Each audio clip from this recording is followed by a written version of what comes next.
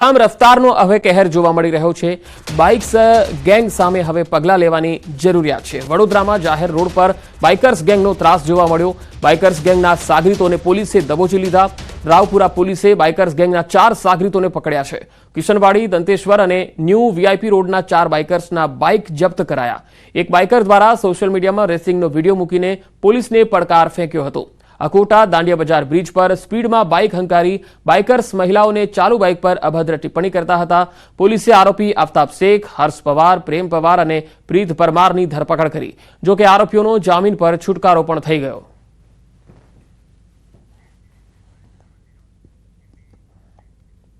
દોરીથી ગળું કપાવાનો જે બનાવ છે એ સીસીટીવીમાં કેદ થયો છે। અરવલ્લીનો આ બનાવ છે। 2 દિવસ પહેલા આ બનાવ બન્યો। મોડાસાના જીવણપુર પાસે બાઇક ચાલકનું મૃત્યુ થઈ ગયું।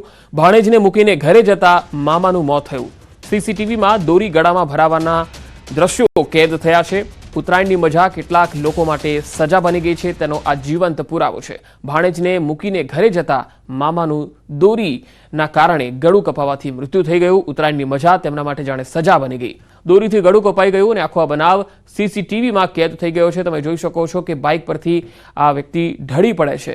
2 દિવસ પહેલાનો ઉત્તરાયણના દિવસનો આ બનાવ છે। ભાણેજને ઘરે મૂકીને જઈ રહેલા મામાનું મૃત્યુ થયું હતું। સુરતમાંથી મળેલ નવજાત બાળકી અંગે મોટો ખુલાસો થયો। પાંડેસરા પોલીસની તપાસમાં ચોંકાવનારો ખુલાસો થયો। વિદ્યાર્થીનીએ યુટ્યુબ જોઈ જાતે જ ગર્ભપાત કર્યો હતો। ધોરણ 10ની વિદ્યાર્થીની ગર્ભવતી થઈ હતી। 16 વર્ષની કિશોરીને 16 વર્ષના સોશિયલ મીડિયા ફ્રેન્ડે ગર્ભવતી કરી હતી। 9 જાન્યુઆરીએ પાંડેસરામાંથી મૃત નવજાત બાળકી મળી। જે બાદ પોલીસ ઘરે આવી ત્યારે કિશોરીનો ભાંડો ફૂટી ગયો। ગર્ભપાત બાદ નવજાતને ખાડી પાસે ફેંકી દેવાયું હતું। કિશોર અવારનવાર કિશોરીને તેના રૂમ પર લઈ જતો હતો અને ત્યાં શરીર સંબંધ બાંધતો હતો।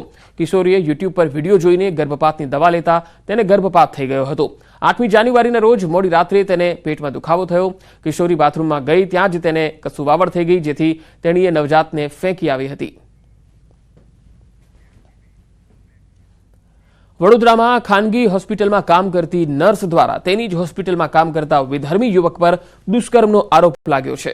વડોદરાની સુભાનપુરાની આધાર ઓર્થોપેડિક હોસ્પિટલમાં આ બનાવ બન્યો।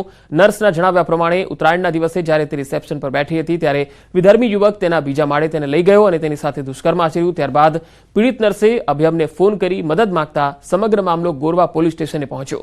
આ સમગ્ર મામલે પોલીસ તલસ્પર્શી અભ્યાસ કરી રહી છે, તપાસ કરી રહી છે। વિધર્મી યુવક સામે એટ્રોસિટી અને દુષ્કર્મનો ગુનો પણ નોંધ્યો છે। રાજકોટના ગ્રામ્ય વિસ્તારમાંથી વધુ 2 બોગસ તબીબ પકડાયા છે। સ્પેશિયલ ઓપરેશન ગ્રુપ દ્વારા આ બંને બોગસ તબીબોને પકડી પાડવામાં આવ્યા। રાજકોટના ઢોલરા અને સડક પીપળિયા ગામેથી પકડાયા છે। રાજુ ચૌહાણ અને રાજેશ મારડિયા આ બંને શખ્સો જે છે એ ક્લિનિક ચલાવતા હતા। રાજુ ચૌહાણ છેલ્લા 3 મહિનાથી ક્લિનિક ચલાવતો હતો જ્યારે રાજેશ મારડિયા માત્ર ધોરણ 10 પાસ જ છે। ઇન્જેક્શન, દવાનો જથ્થો સહિતની વસ્તુઓ કબજે લેવાઈ છે। મહેસાણામાં મેડ ઇન કડીનો નકલી વિદેશી દારૂ પકડાયો। કડીમાંથી નકલી દારૂ બનાવતી ફેક્ટરી પકડાઈ છે। અચડાસણના ખેતરમાં ચાલતી હતી મિની ફેક્ટરી। ખેતરમાં નાની ઓરડીમાં ચાલતી હતી દારૂની ફેક્ટરી। ઓરડીમાં 2 લોકો નકલી વિદેશી દારૂ બનાવતા હતા। ખેતરમાં ઓરડીમાં જ વિદેશી નકલી દારૂની મિની ફેક્ટરી ચાલતી હતી। નકલી વિદેશી દારૂ ભરેલી બોટલ, ખાલી બોટલો પકડાઈ છે। આલ્કોહોલ અને 100 લીટરથી વધુનો નકલી દારૂનો જથ્થો પણ ઝડપાયો છે। કડી પોલીસે રેડ કરી અને આ કાર્યવાહી હાથ ધરી છે। અમદાવાદમાં પીસીઆર વાનમાંથી દારૂ અને રોકડ મળી આવી। નરોડા પોલીસ મથકની પીસીઆર વાનમાંથી દારૂ અને રોકડ મળી છે।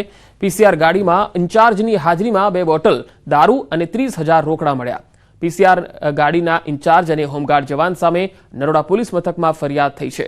દારૂની બોટલ હંસપુરામાંથી રિક્ષા ચાલક પાસેથી લીધો હોવાની માહિતી સામે આવી।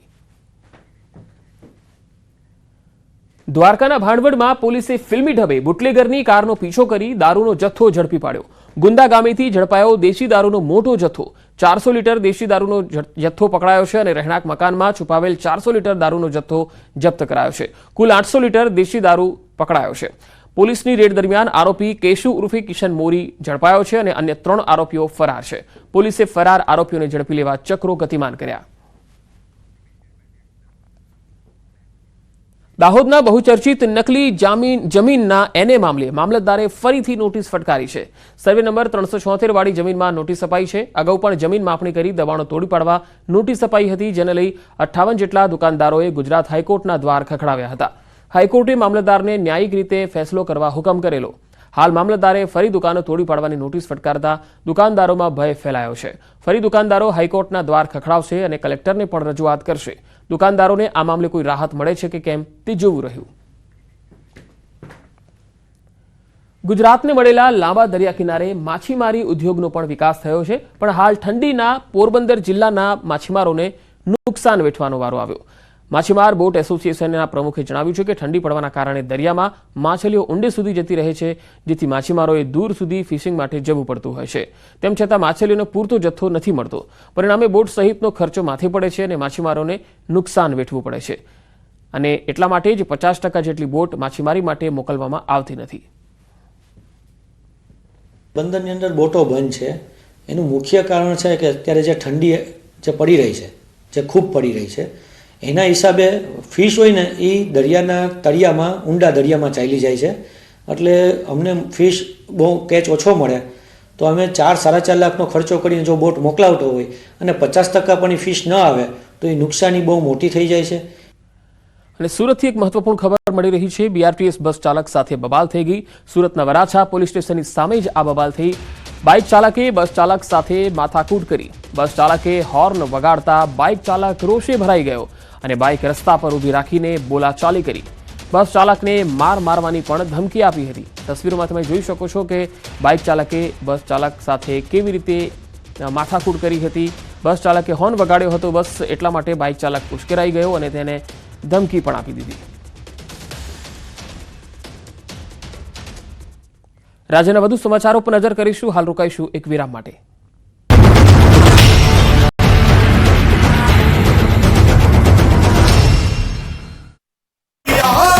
હિમાચલ પ્રદેશના લાહૌલ સ્પીતિમાં ભારે હિમવર્ષા બાદ ખીલી ઉઠી પ્રકૃતિ. કુદરતે જાણે બરફની શ્વેત ચાદર ઓઢી હોય તેવો નજારો સામે આવ્યો.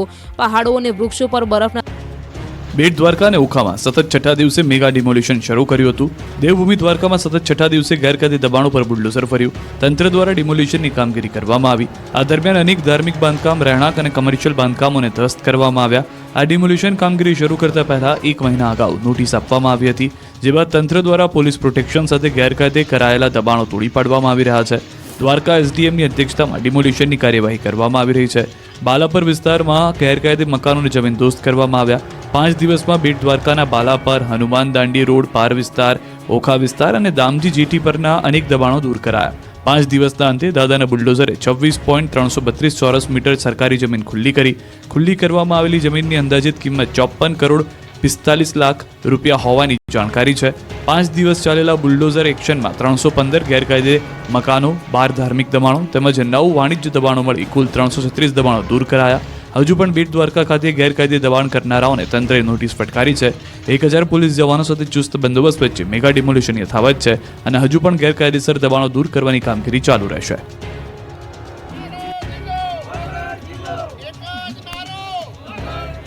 એક જ માંગણી, ઓગળ જિલ્લાના નારાઓથી દિયોદરના રસ્તાઓ ગુંજી ઉઠ્યા. ઓગળ જિલ્લો